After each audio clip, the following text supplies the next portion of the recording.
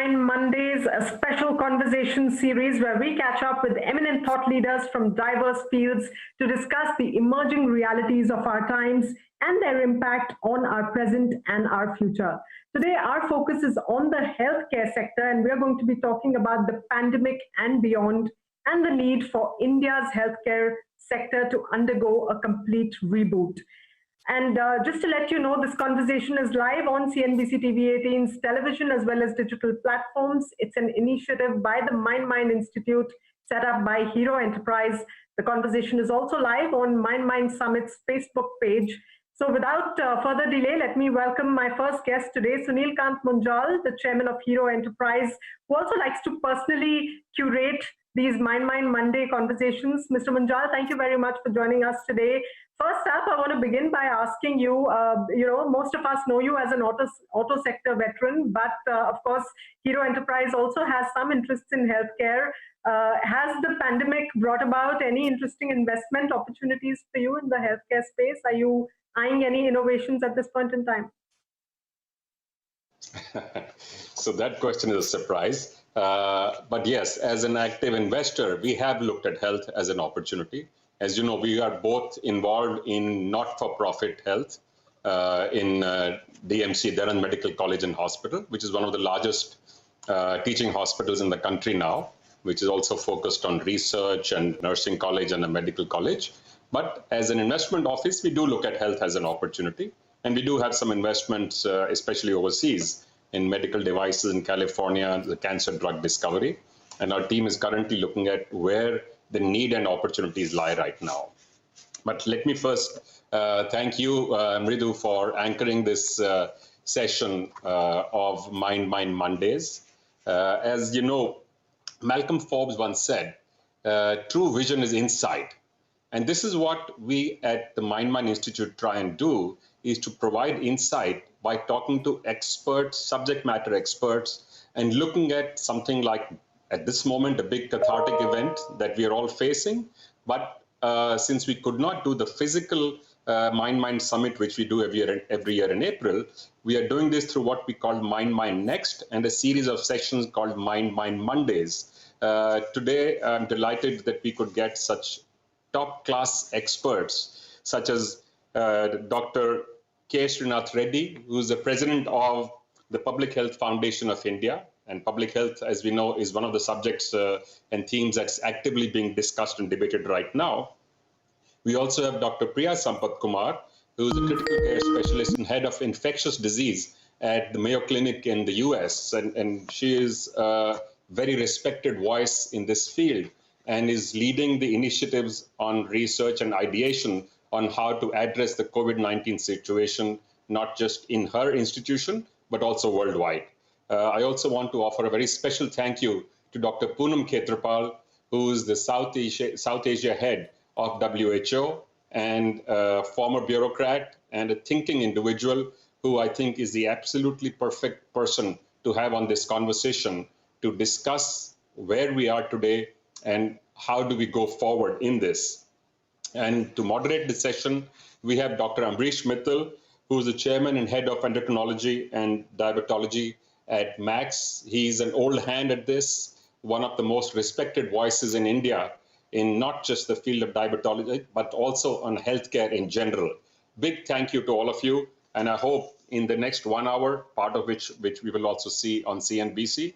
So a big thank you also to CNBC for partnering with us on this series where we bring in issues that matter. We've looked at things like hospitality, jobs, economy, and today we are addressing something which is close to everybody's heart and mind, is how do we get through the current situation and where will we land up once we are through this? So thank you very much, Mridu, for that question. Thank you, Mr. Munjal. And Priya, I want to begin by talking to you. First of all, thank you very much for joining us so early in the morning from the US. Thanks for taking our time. I know it's a very, very busy time for you. First up, purely from a science perspective, this is a very fascinating virus, a virus that has left most of the medical community across the world confounded with its erratic behavior. So far, We know that it's highly contagious. We know that it affects the respiratory system the most. We know that persons with serious health conditions, prior health conditions, are more likely to be impacted by the virus. It has mercilessly claimed lives across the globe. What new have you discovered over the last couple of weeks as far as this novel coronavirus is concerned, and how is it really different from all the previous coronaviruses that we've seen? So I think the most important thing about this virus is that no one in the world has been infected by this virus prior to this outbreak. So essentially, you have the entire world's population susceptible to the virus, and that's what makes this so dangerous. The other thing about this virus is, yes, it's a respiratory virus. It enters our bodies through the respiratory tract. But as time goes on, we're learning that it can pretty much affect every single body system. So you have a pneumonia from the virus. You can have inflammation of the heart and consequences from that, including heart failure and arrhythmias, where your heartbeat becomes very irregular. It appears to affect the GI tract and can give you diarrhea, nausea, vomiting. It affects the brain and can give you encephalitis, memory disturbance, confusion, delirium. So it really appears to be a virus that can go anywhere. The other thing that we've realized is that it can give you unusual skin rashes. It can also give you increased risk of clotting. So it causes so many different issues with different body systems that it is a very unique infection compared to every other kind of coronavirus you've seen.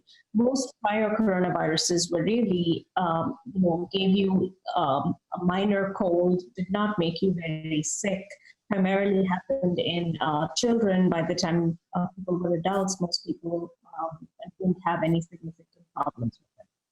So both the fact that we have a large population that's non-immune, the fact that it can cause very severe illness in some people, including death, and the fact that it can affect every body system, giving you a multi-system illness, is what makes this so unique.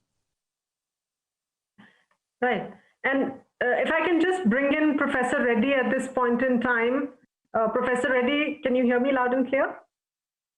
Yeah, I can hear you well. Thank you. We are at over 67,000 COVID positive cases as of today. But how does one really measure the real extent of this pandemic? The eventual goal is, of course, to minimize the loss of lives. But even as testing gets ramped up every day in this country, there are asymptomatic patients, there are the ICU numbers, there are the hospitalization numbers, there are the numbers of the deceased.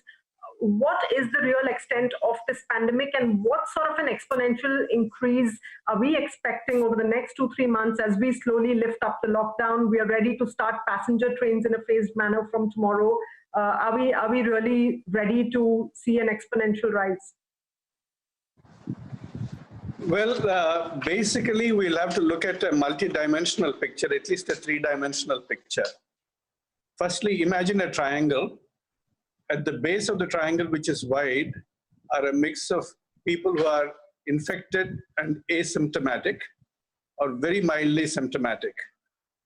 Then in the middle of the triangle, you have people who have influenza-like illness and may need to be detected by what's called syndromic surveillance, in which symptom-based surveillance is done by household visits or by telephonic contact. Then at the top of the triangle, you have people who are actually getting admitted to hospital with serious acute pulmonary infection. Some of them, a few of them will die, but many of them will require care in hospital and will recover and get discharged. Now, we need to find out the dimensions in each of these areas. Now, as far as the bottom of the triangle is concerned, it's difficult to test everybody, particularly when many of them are going to be asymptomatic. But you could do random sampling antibody surveys in district level and then try and gauge to some extent what the level of the spread is, though there are likely to be some false positives with antibody tests.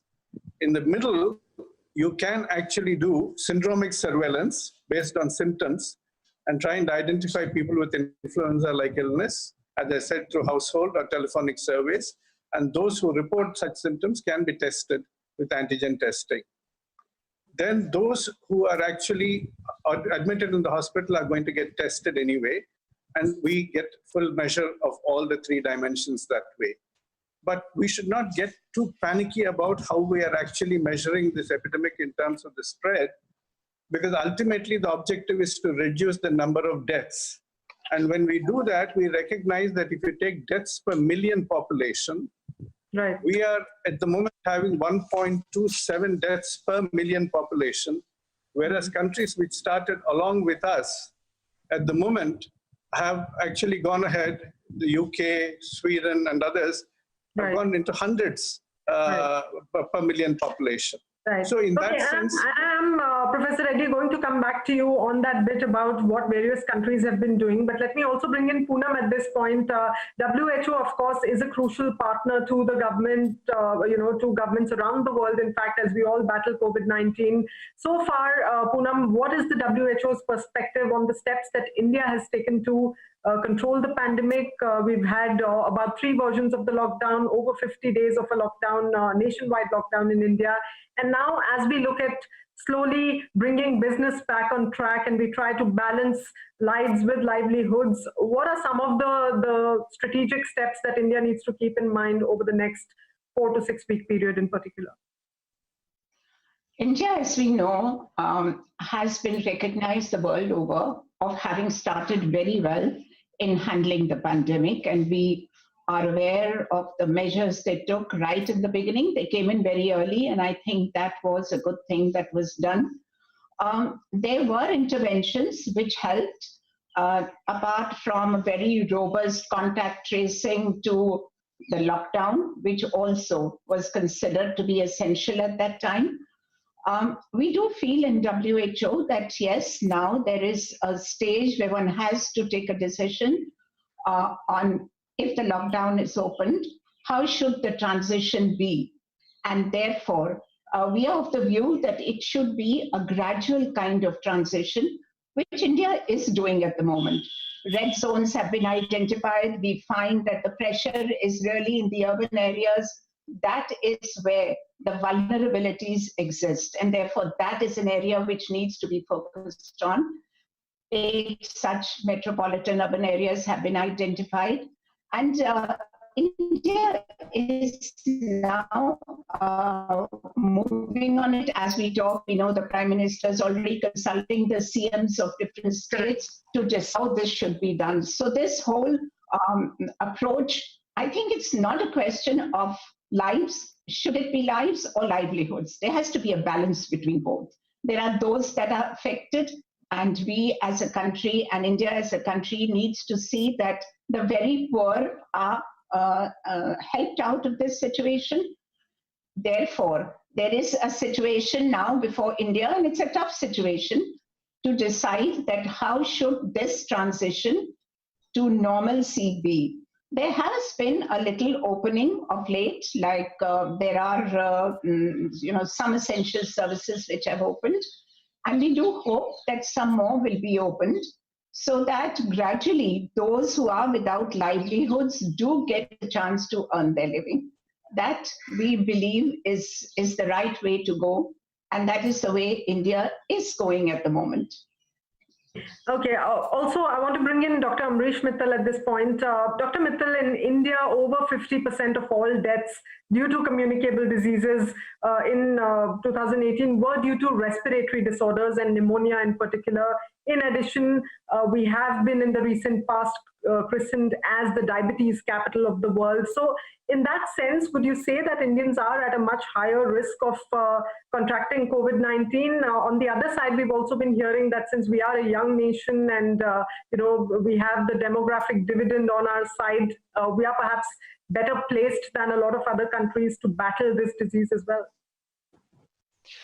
This is a very fascinating question, Ridu, because the data that's coming in from UK is actually showing the South Asians are the most prone.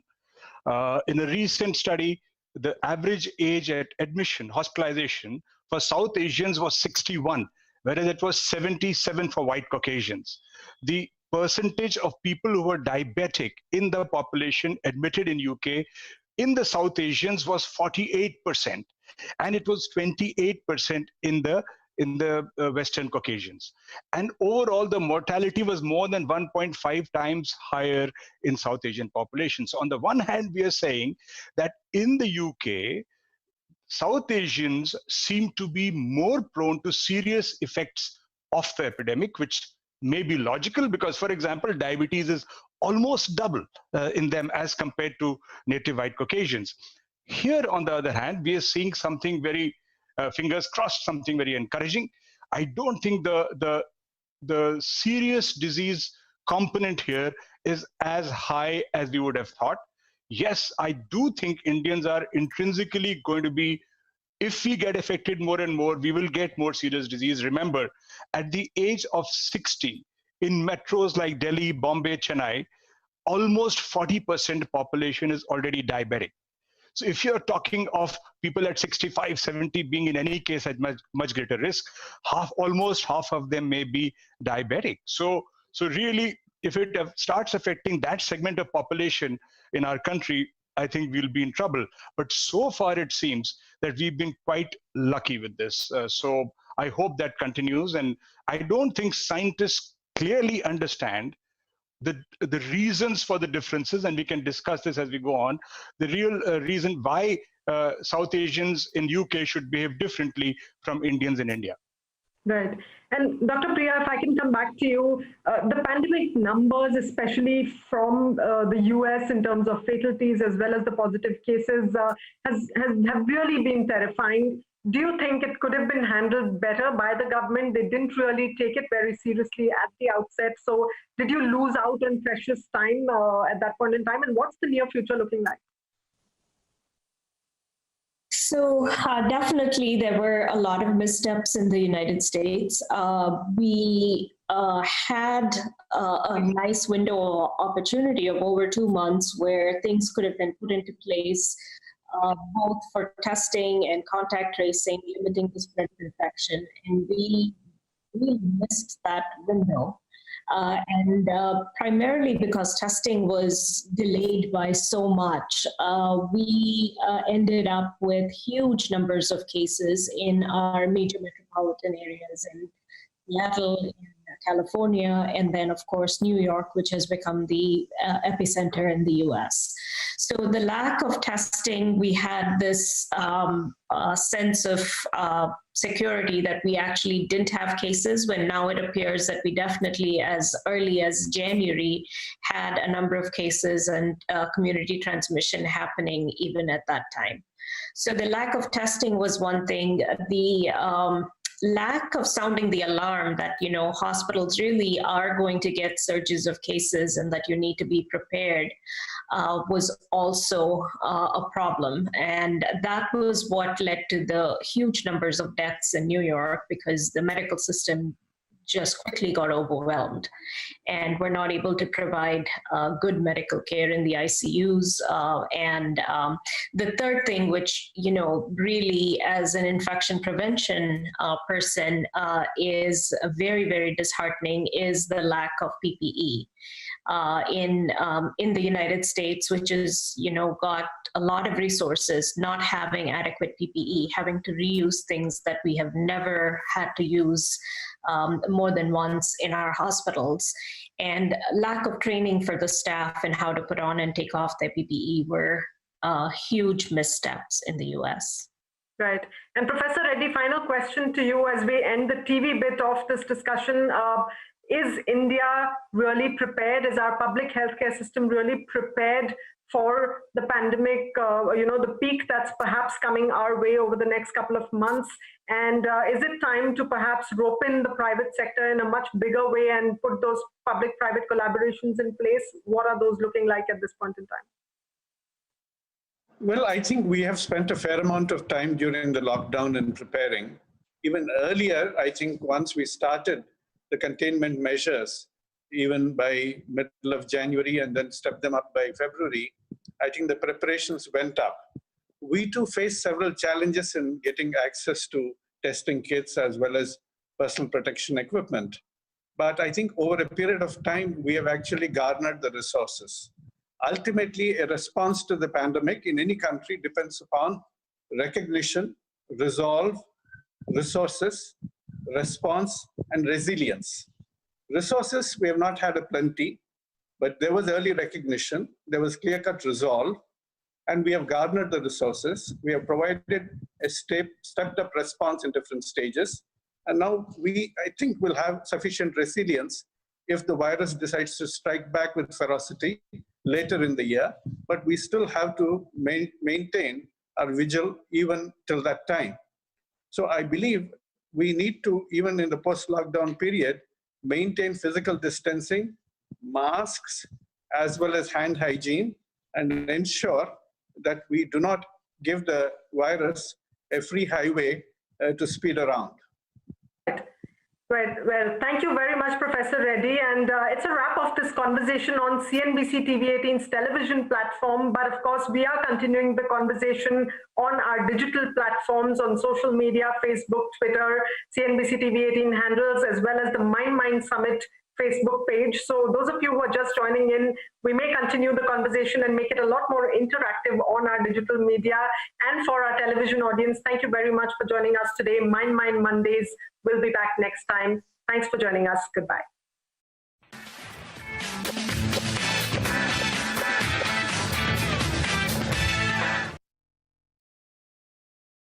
Presented by Hero Insurance.